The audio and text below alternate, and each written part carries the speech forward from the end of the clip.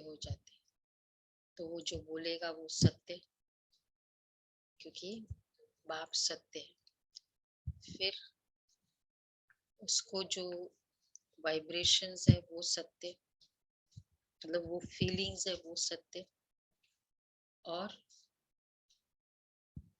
जो युग है वो सत्य, सत्य युग कहा जाता है। तो बाप सत्य, ज्ञान सत्य, शब्द सत्य और सत्य। तो ऐसे बाप के साथ क्या करना है, सच्चे रहना है।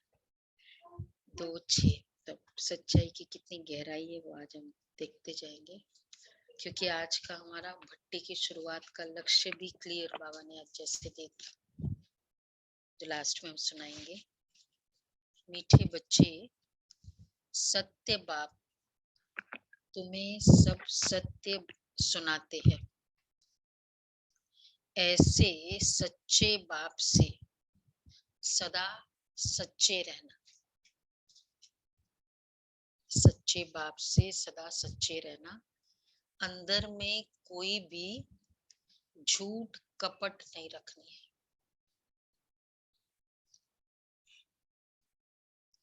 अच्छा, प्रश्न है,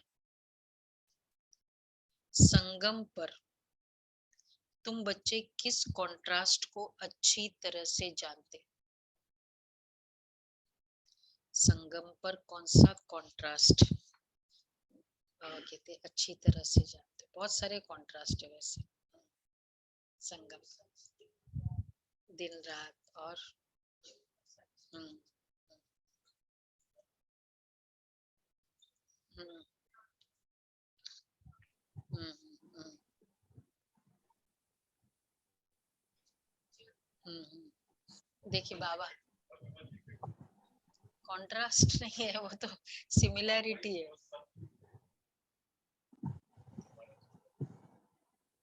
कॉन्ट्रास्ट भक्ति और ज्ञान, मतलब ब्लैक और व्हाइट होता है ना, वैसे बोलेंगे।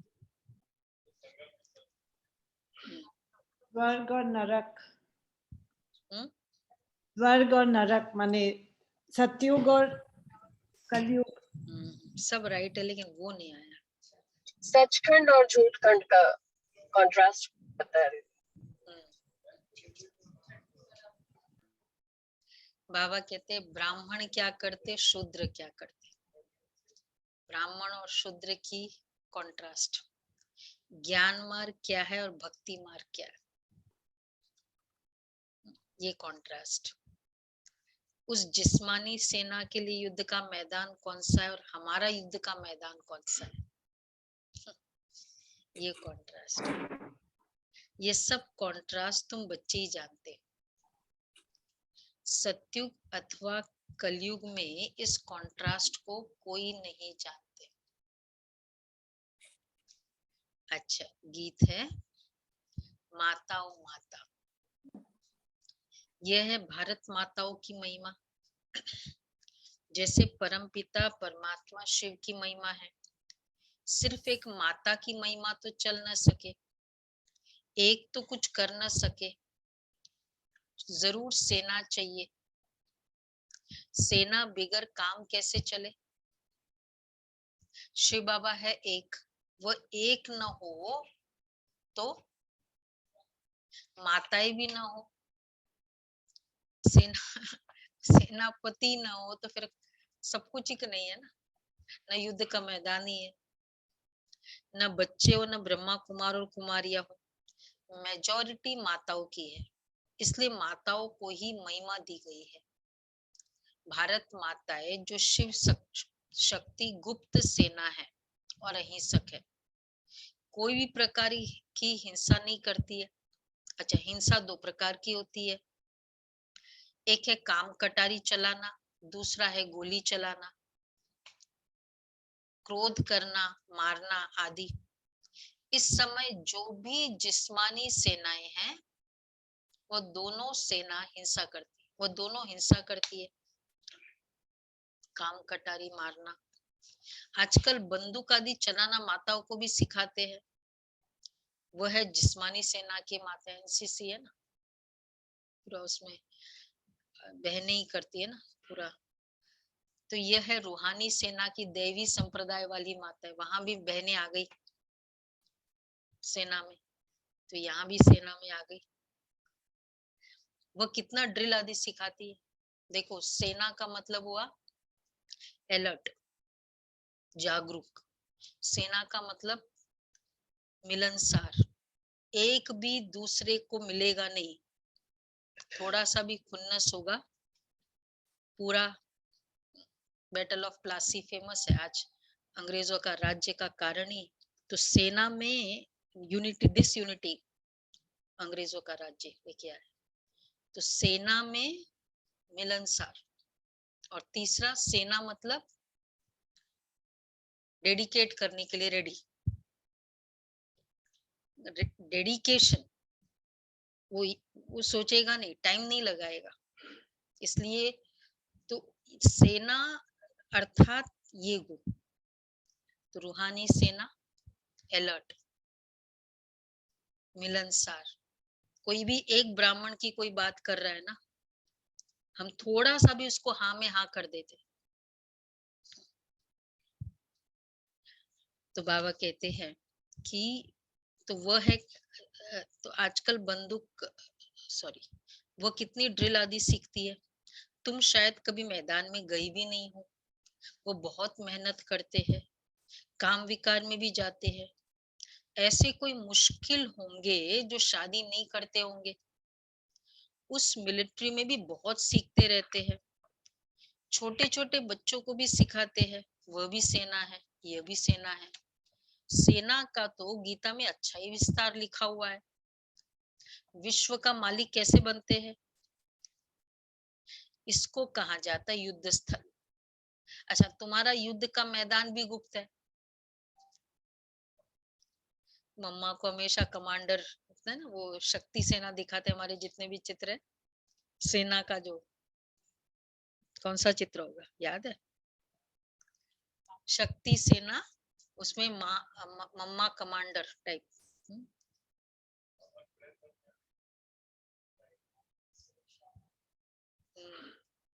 नहीं, और सेना, और सामने कौरव सेना, वो वाला चित्र है। तो आज से बाबा को भी पता है कि आज से शुरू कर रहे हैं ना हम भट्टी। तो वो कितनी ड्रिल आदि सीखती है। वह भी सेना, ये भी सेना। शिव शक्ति सेना क्या करती है। अच्छा, विश्व का मालिक कैसे बनते हैं, इसको कहा जाता है युद्ध स्थल। तुम्हारा युद्ध का मैदान भी गुप्त है। मैदान इस मांडवे को कहा जाता है। आगे माता युद्ध के मैदान में नहीं जाती थी, अभी यहाँ से पूरी भेंट होती है। दोनों सेनाओं में माताएं हैं, उसमें मेजॉरिटी पुरुषों की है। वो देखो, वो सेना में और यहाँ मेजॉरिटी माताओं की है। कॉन्ट्रास्ट है ना, ज्ञान मार्ग और भक्ति मार्ग का। तो ये लास्ट कॉन्ट्रास्ट है। सत्युग में कॉन्ट्रास्ट की बात होती नहीं। बाबा आकर कॉन्ट्रास्ट बताते, ब्राह्मण क्या करते, शूद्र क्या करते, दोनों ही यहाँ युद्ध के मैदान में।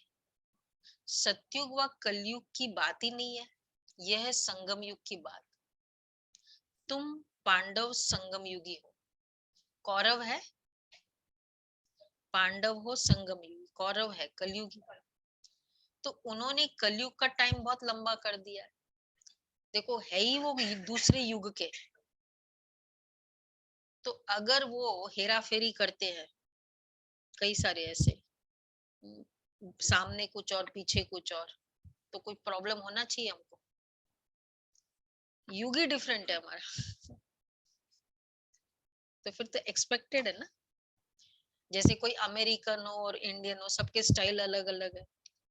अब हम कहते हैं ये क्या स्टाइल है, भाई वो अमेरिकन है तो एक युग में भी अगर दो देश है, उसमें भी डिफरेंस है, स्टेट में भी डिफरेंस है। महाराष्ट्रियन है, गुजराती है, तो ये तो युग ही डिफरेंट है। कौरव है कलयुगी। तो उन्होंने कलयुग का टाइम बहुत लंबा कर दिया है। धीरे धीरे ये ज्ञान भी तुम्हारे द्वारा समझेंगे। तो एक माता की महिमा नहीं है, यह है शक्ति सेना। ऊंचते ऊंच एक भगवान है और तुम हूबहू कल्प पहले वाली सेना हो। अच्छा, इस भारत को दैवी राजस्थान बनाना ये तुम्हारा ही काम है। तुम जानते हो पहले हम सूर्यवंशी थे, फिर चंद्रवंशी, वैश्यवंशी बने, परंतु महिमा सूर्यवंशी की करेंगे। हम पुरुषार्थी ऐसा कर रहे हैं जो हम पहले सूर्यवंशी अर्थात स्वर्ग में आवे। सत्युग को कहा जाता है, सत्युग को स्वर्ग कहा जाता है। अच्छा, त्रेता को वास्तव में स्वर्ग नहीं कहा जाता है। कहते भी है फलाना स्वर्ग पधारा। 1250 वर्ष राज्य करके अब वो दुनिया दी है। तो स्वर्ग मतलब डेफिनेशन ही डिफरेंट है ना, वो एक इम्प्रेशन ही डिफरेंट है स्वर्ग का। अच्छा देखो बाबा क्या कहते हैं फलाना स्वर्ग पधारा। अच्छा, ऐसे तो नहीं कहते ना कि फलाना त्रेता में राम सीता के राज्य में गया। हेवन स्वर्गवासी बोलते, त्रेतावासी तो नहीं बोलते ना। भारतवासी जानते कि वैकुंठ में श्री कृष्ण का राज्य था, परंतु श्री कृष्ण को द्वापर में ले गए हैं। मनुष्य को सत्य का पता ही नहीं है, सत्य बताने वाला सद्गुरु कोई उनको मिला ही नहीं। तुमको मिला है तो वह सब सच बताते हैं। सच की पॉइंट्स आज नोट करना सभी। सतगुरु, शुरू में जो बाबा ने कहा, सत्य ज्ञान, सतगुरु, तो वो सब कुछ सच सच बताते और सच्चा सत्य बताते और डैश। बहुत अच्छी, मतलब वैसे सिंपल बात है, सच बनाते हैं, सच्चा बनाते हैं। तो वो सत्य है और सच्चा बनाते हैं, वो सब सच बताते हैं। बच्चों को कहते हैं एकदम सच्चा, सच्चे में इतनी सत्यता कि बहाने का भी संस्कार बिल्कुल ना हो। सीधा सीधा बोले ना, सच्चा सीधा, घुमा घुमा के नहीं बोला।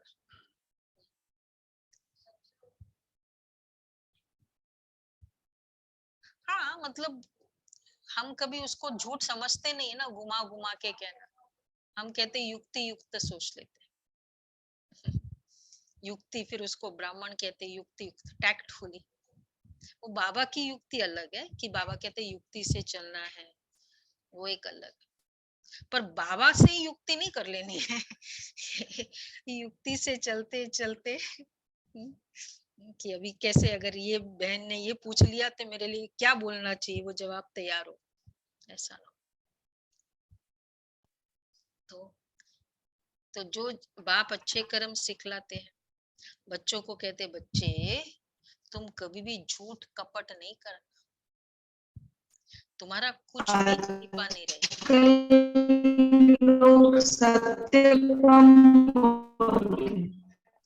क्लियर नहीं है, तुम्हारा कुछ भी छिपा नहीं रहेगा।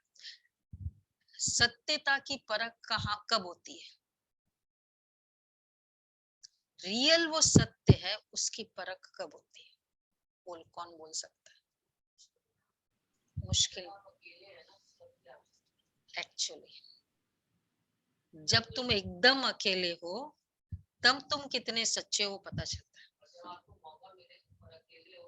हिमालय की पहाड़ पर बैठे, मतलब पहाड़ भी पर, और सामने कोई नहीं है, सामने पोटली पड़ी है धन की, घर में कोई नहीं है,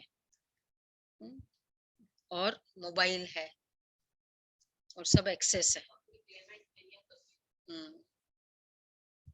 कितना मैं सच्चा हूं?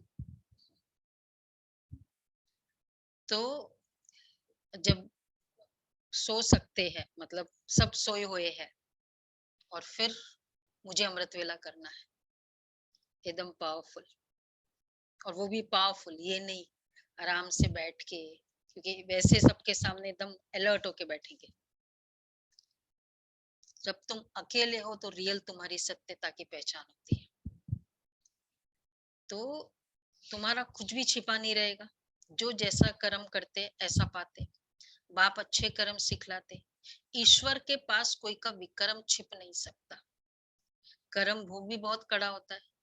भल तुम्हारा ये अंतिम जन्म है तो भी सजा खानी पड़ेगी, क्योंकि अनेक जन्मों का हिसाब किताब चुकता होना है।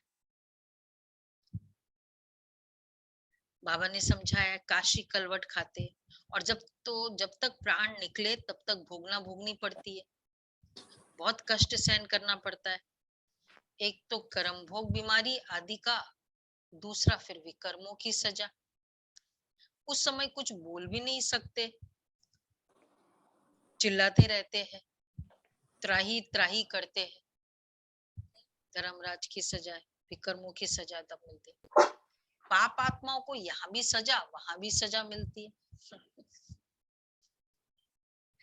मतलब यहाँ भी थप्पड़ खाते खाते जा रहे हैं, वहां भी वैसा।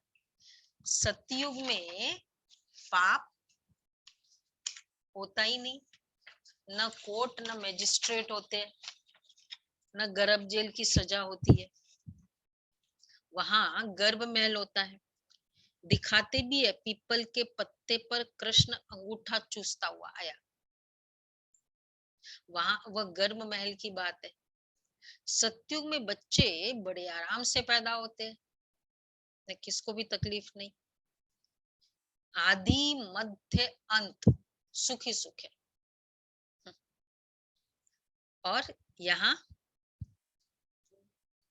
इवन बच्चा आ रहा है तब भी प्रॉब्लम, कितने फिजिकल प्रॉब्लम्स होते हैं।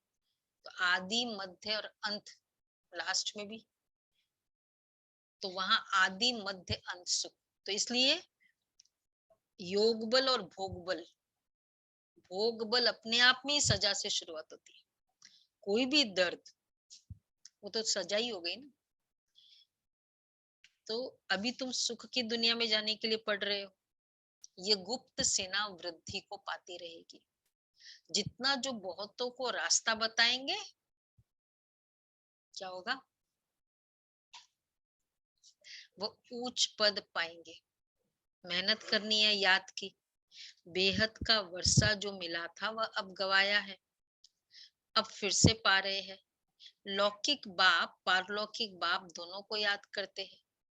अच्छा, सतयुग में एक लौकिक को याद करते हैं, पारलौकिक को तो याद करने की जरूरत ही नहीं है, अलौकिक तो है ही नहीं।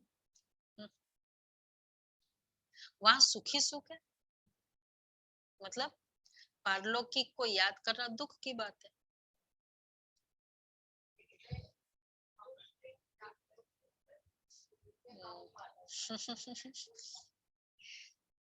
क्योंकि पारलौकिक है भी, हाँ, बड़ी हालत खराब। तो पारलौकिक को याद करने की जरूरत ही नहीं। एक्चुअली मम्मी को याद नहीं करना तो बच्चा अच्छे से खेल रहा है, तो उससे क्या होता है, वो भी अपना काम कर रही है, कर सकती है ना। नहीं तो उसके रोने से चाहे उसको कितना भी हेल्प, उसका तो टाइम जाता है। पारलौकिक बाप को याद करना। इसलिए तो बाबा कहते हैं मेरे रिटायर्ड लाइफ है, तो वहां सुख ही सुख है। ये ज्ञान भी भारतवासियों के लिए है, और धर्म वालों के लिए नहीं है। परंतु जो और धर्मों में कन्वर्ट हो गए हैं वह निकल आएंगे, आकर योग सीखेंगे। योग पर समझाने के लिए तुमको निमंत्रण मिलता है, तो बच्चे तैयारी करनी चाहिए। समझाना है, क्या तुम भारत का प्राचीन योग भूल गए हो? चलो योगा डे आ रहा है ना, हमने लेटर बनाया है, तो जो हम कंपनीज में देते भी है और वैसे सेवा भी होती है कॉलोनीज में, कंपनीज में, एजुकेशनल इंस्टीट्यूट्स में, तो सेवा कर सकते आप लोग भी, कांटेक्ट में हो ना। तो बाबा कहते उनको कहो, क्या तुम भारत का प्राचीन योग भूल गए हो? इसमें तो एकदम ओपन ऑफर आते हैं योगा डे में, तो स्पेशली योग के लिए हर कंपनीज में। और अप्रोच भी करते हैं ना तो बहुत इजीली भी मिल जाता है, क्योंकि गवर्नमेंट का मैंडेटरी नियम है ना ये योगा का। तो योग पर समझाने के लिए तुमको निमंत्रण मिलता है, तो तैयारी करनी चाहिए। भगवान कहते मन मना भव, परम पिता परमात्मा कहते निराकारी बच्चे को, निराकारी बच्चों मुझे याद करो तो तुम मेरे पास आएंगे। तो भारत का प्राचीन योग, इसमें हम हमेशा एक पॉइंट जरूर बताते हैं कि देखो योगा करते हैं, कमर लचीली हो गई, बहुत बेंड हो सकती है, हाथ घूम सकता है, वो पेट इधर से उधर मुड़ सकता है, सब कुछ हो सकता है। क्या उसके संस्कार मोल्ड हो जाते हैं? घर में किसी ने कुछ कहा, ओके नो प्रॉब्लम, मोल्ड हो गए। किसी ने कुछ बोल दिया, किसी ने कुछ कह दिया, अब कोई बात नहीं, ऐसा नहीं ऐसा। किसी ने इंसल्ट किया उसको, एकदम कोई बात नहीं, हो गए मोल्ड। तो ये मोल्ड हो गया पूरा 360 डिग्रीज, और ये 1%। तो इधर मेडिटेशन की जरूरत है, तो वो करो और ये भी करो, जरूरत है कि नहीं। तो बाबा कहते हैं यह है प्राचीन योग। तुम आत्मा इन ऑर्गन से सुनती हो, मैं आत्मा इन ऑर्गन्स के आधार से सुनाता हूँ। मैं सबका बाप हूँ। सुनाई नहीं दे रहा है क्या? किसको नहीं सुनाई दे रहा? मैं आत्मा इन ऑर्गन्स के आधार से सुनाता हूँ। मैं सबका बाप हूँ, मेरी महिमा सब गाते हैं, सर्वशक्तिवान, ज्ञान का सागर, सुख का सागर, आदि आदि। यह भी टॉपिक अच्छी है, शिव परमात्मा की महिमा और कृष्ण की महिमा बताओ। अब जज करो गीता का भगवान कौन। यह जबरदस्त टॉपिक है, इस पर तुम्हें समझाना है। बोलो, हम जास्ती समय नहीं लेंगे। वो बुक है ना, जिसने भी ऑर्डर की है, तो विराली कब है उसका स्टेटस बताना। मैं आत्मा इन ऑर्गन्स के आधार से सुनाता हूँ, इस पर तुम्हें समझाना है कि गीता का भगवान कौन। बोलो, हम जास्ती समय नहीं लेंगे, 1 मिनट दे तो भी ठीक है 1 मिनट, ठीक है। उसने ये क्राइस्ट के 12 फॉलोअर्स थे ना, उसके क्या किया, मच्छी पकड़ रहा था, उसको बोला चलो मेरे साथ, और उसने उसके तरफ देखा, शक्ति मिली, हो गया पक्का फॉलोअर।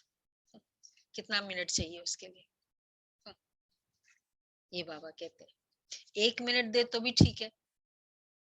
भगवान उवाच मन मना भव, मामेकम याद करो तो स्वर्ग का वर्षा मिलेगा। ये किसने कहा? निराकार परमात्मा ने ब्रह्मा तन द्वारा ब्राह्मण बच्चों को कहा। इनको ही पांडव सेना भी कहते हैं। रूहानी यात्रा पर ले जाने के लिए तुम पंडे हो। बाबा निबंध ऐसे देते हैं, उनको फिर कैसे रिफाइन कर समझाए। सो बच्चों को ख्याल करना है, बाप को याद करने से ही मुक्ति, जीवन मुक्ति का वर्षा मिलेगा। हम ब्रह्मा कुमार और कुमारियां है, वास्तव में तुम भी हो, बताना है लोगों को, परंतु तुमने बाप को पहचाना नहीं है। तुम बच्चे अभी परम पिता परमात्मा द्वारा देवता बन रहे हो। भारत में ही लक्ष्मी नारायण का राज्य था। छोटे छोटे बच्चे बुलंद आवाज से बड़ी बड़ी सभा में समझाए तो क्या होगा? कहाँ है तेजस्वी? तो क्या होगा? ये सभी ने वीडियो क्यों ऑफ किया है? आज गुरुवार का दिन है। क्या दीदी? बाबा ने क्या कहा? छोटे छोटे बच्चे बुलंद आवाज में समझाए तो आवाज बहुत कम है। तो कितना प्रभाव पड़ेगा? दीदी तो ये समझाए तो बहुत आवाज होगी। अभी तुम बच्चे भगवानुवाच सुनते हो, वह है शांतिधाम, यह है सुखधाम, यह है दुखधाम। वह है शांतिधाम, वह है सुखधाम और यह है दुखधाम। क्या इतना भी नहीं समझते? बाप ही आकर पतित दुनिया को पावन दुनिया बनाते हैं। ये ज्ञान अंजन सदगुरु दिया, अज्ञान अंधेर विनाश। सदगुरु तो एक परम पिता परमात्मा ही है, महिमा सदगुरु की है, न कि गुरु की। भगवान का रास्ता ये बताते हैं, निराकार परमात्मा ही कहते, हे आत्माएं मुझे याद करो तो तुम्हारे विक्रम विनाश होंगे। गंगा स्नान तीर्थ आदि जन्म जन्मांतर करते करते पतिथि बनते आए हो। भारत की चढ़ती कला उतरती कला है। बाप राजयोग सिखलाकर चढ़ती कला अर्थात स्वर्ग का मालिक बनाते हैं। फिर माया रावण नरक का मालिक बनाती है। तो उतरती कला कहेंगे ना, जन्म बाई जन्म थोड़ी थोड़ी उतरती कला होती है। ज्ञान है चढ़ती कला, भक्ति है उतरती कला। कहते भी है भक्ति के बाद फिर भगवान मिलेगा। गुरु लोग तो ढेर है, सदगुरु तो एक है। अभी तुम बच्चे भगवानुवाद सुनते हो, मामेकम याद करने से तुम आत्माएं शांति धाम चली जाएगी। अच्छा, वह है शांति धाम और वह है सुख धाम और यह है दुख धाम। सुदेश माता इधर बैठ जाओ, इस तरफ बैठ जाओ। क्या इतना भी नहीं समझते? बाप ही आकर पतित दुनिया को पावन दुनिया बनाते हैं। तुम जानते हो बेहद का सुख देने वाला बेहद का बाप ही है। अनलिमिटेड सुख, लिमिटेड सुख, लिमिटेड फादर। बेहद का सुख सिंपल हमेशा हम डिस्कस करते हैं। बेहद का सुख किसे कहेंगे? नहीं, वो तो ट्रांसलेशन है। बेहद का सुख बुद्धि से जो सुख प्राप्त होता है वो बुद्धि से। एक एक संकल्प सुख का निकले, बस बेहद का सुख है मेरे लिए। आज का बेहद का सुख, एक एक संकल्प निकलता है, क्या किया, इसको ऐसे नहीं करना चाहिए, बस तो वो दुख का हो गया। तुम जानते हो बेहद का सुख देने वाला बेहद का बाप ही है। वह है बेहद का दुख रावण देते, बेहद का दुख देते ना। इतनी सी बात ठीक नहीं लगी, 1 घंटा वेस्ट। बेहद का दुख। क्या इतना भी नहीं समझते? यह भी कोई को पता नहीं कि रावण राज्य को पतित राज्य क्यों कहा जाता है। अब बाप ने सारा राज हमको समझाया है। हर एक में ये 5-5 विकार प्रवेश है, इसलिए तो 10 शीश वाला रावण बनाते हैं। क्या रखा हुआ था ये बात विद्वान पंडित नहीं जानते। अब बाप ने समझाया राम राज्य कब से कहां तक चलता है। ये बेहद की हिस्ट्री ज्योग्राफी समझाते हैं। रावण है बेहद का दुश्मन भारत का। अच्छा, उसने कितनी दुर्गति की है। भारत ही हेवन था जो भूल गए। अभी तुम बच्चों को बाप की श्रीमत मिलती है। बच्चे बाप को याद करो, अल्फ और बे। अच्छा, परम पिता परमात्मा स्वर्ग की स्थापना करते, रावण फिर नरक कैसे करते हैं। एक्चुअली स्वर्ग की स्थापना तो दिखाई दे रहा है, ज्ञान आते हैं, ज्ञान सुनाते हैं, फिर सो ऑन, इतना बड़ा यज्ञ हिस्ट्री है। नरक की स्थापना कुछ करना भी नहीं पड़ता है, डाउन होते होते बस थोड़ा सा एक विकार आया फिर दूसरा आ गया, किसी को कोई लेक्चर देने की जरूरत नहीं। यहाँ तो कितना क्लासेस करानी पड़ती है स्वर्ग की स्थापना के, इजी है ना।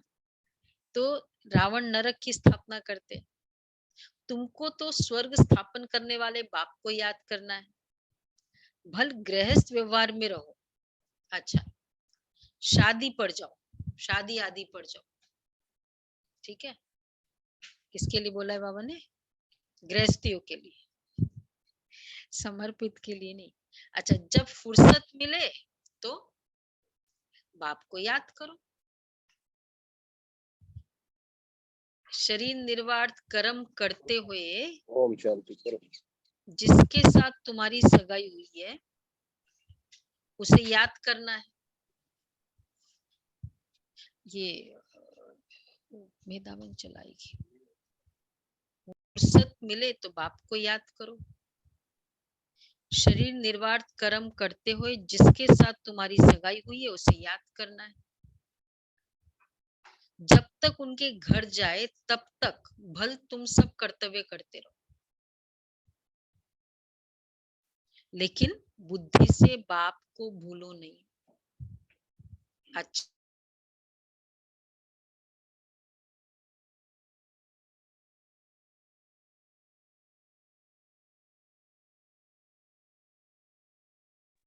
म्यूट हो गई दीदी। दीदी आवाज नहीं आ रही।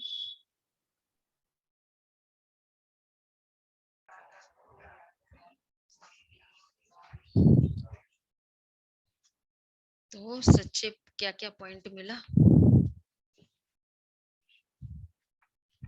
सच्चे हम्म हम्म हम्म हम्म बेहद का सुख, सच्चा का बताया था ना, सत्य ज्ञान, सत्य बाप, सत्य गुरु, सच्चा बनाना। वैसे जितना ट्रुथफुल होता है ना व्यक्ति, निसंकल्प होता है। जितना ऐसे वैसे चलता है ना, उतना संकल्प भी ज्यादा चलते हैं, इसलिए दूसरे का भी संकल्प चलाते हैं दूसरा। अच्छा, रूहानी धारणा के लिए मुख्य पॉइंट है पहला, सजाओं से छूटने के लिए सब हिसाब किताब चुकतू करने हैं।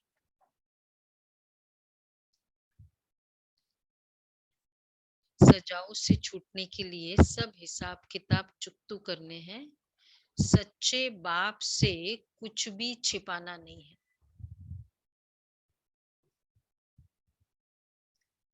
झूठ कपट का त्याग करना है।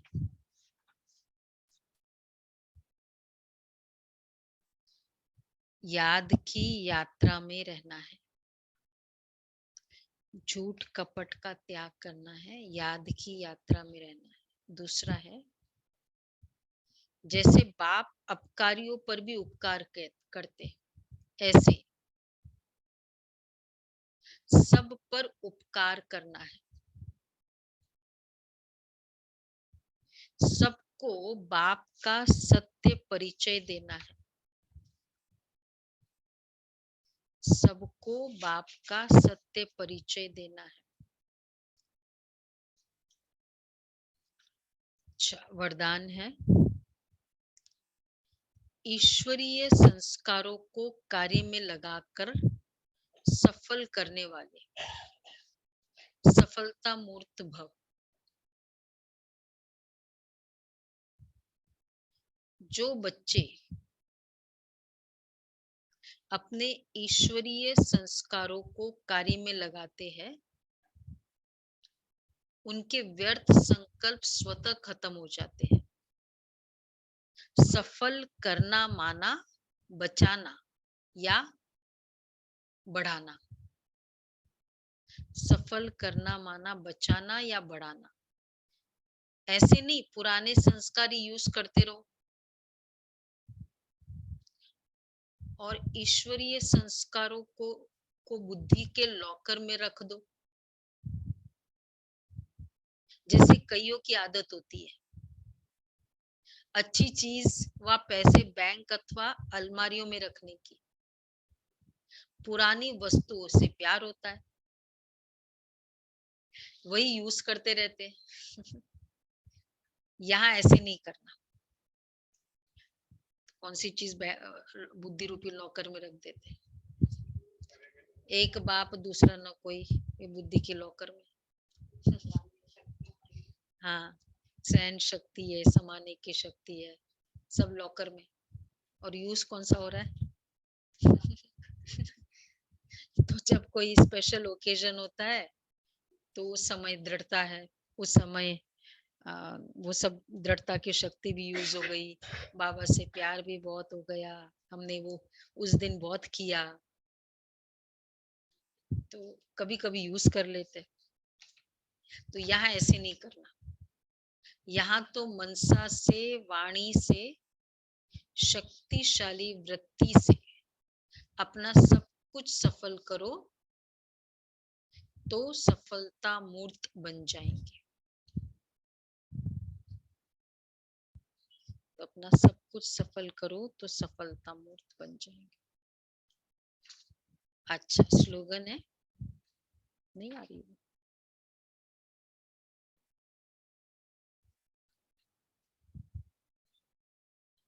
बाप और मैं,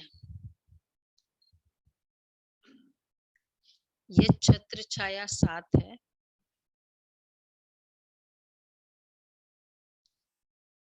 तो कोई भी विघ्न ठहर नहीं सकता। बाप और मैं, ये छत्र छाया साथ है, तो कोई भी विघ्न ठहर नहीं सकता।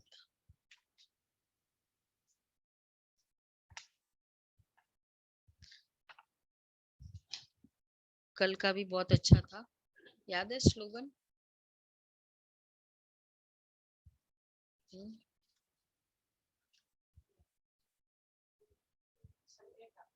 स्लोगन स्लोगन सेवा का फल और बल प्राप्त होता रहेगा, उसके लिए क्या बोला?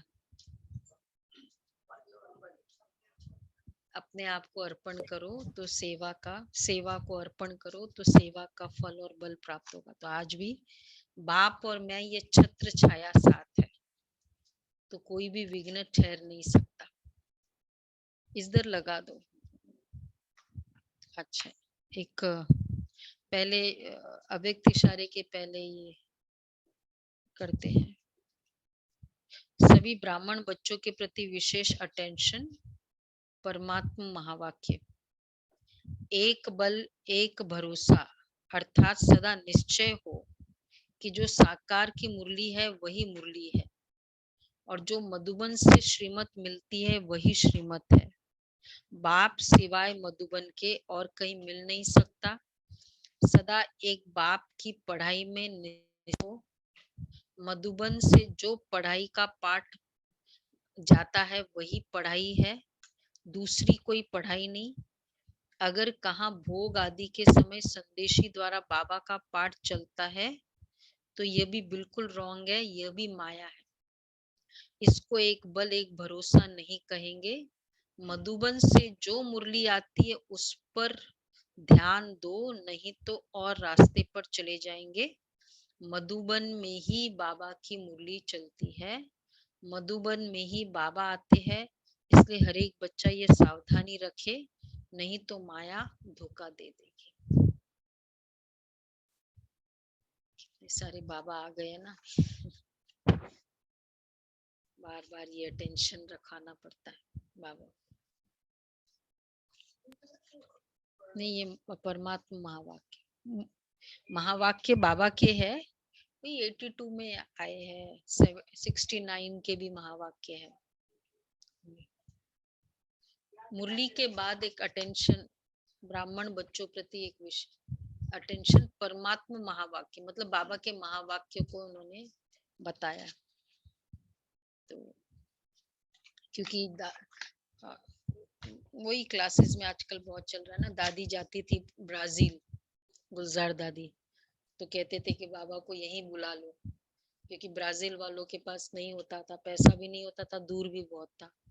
तो मुझे दादी को हम लोग ने हमेशा, दादी का मई में टीचर्स के लिए मीटिंग होती थी, उसमें दादी को विदा करते थे विदेश की यात्रा के लिए, मई में जाती थी दादी। तो यही बोलते थे कि चलो बाबा नहीं आ सकते, रथ तो आ जाए, इसलिए दादी जाती थी। तो मधुबन के अलावा बाबा कहीं जा नहीं सकते। अच्छा, व्यक्ति इशारे।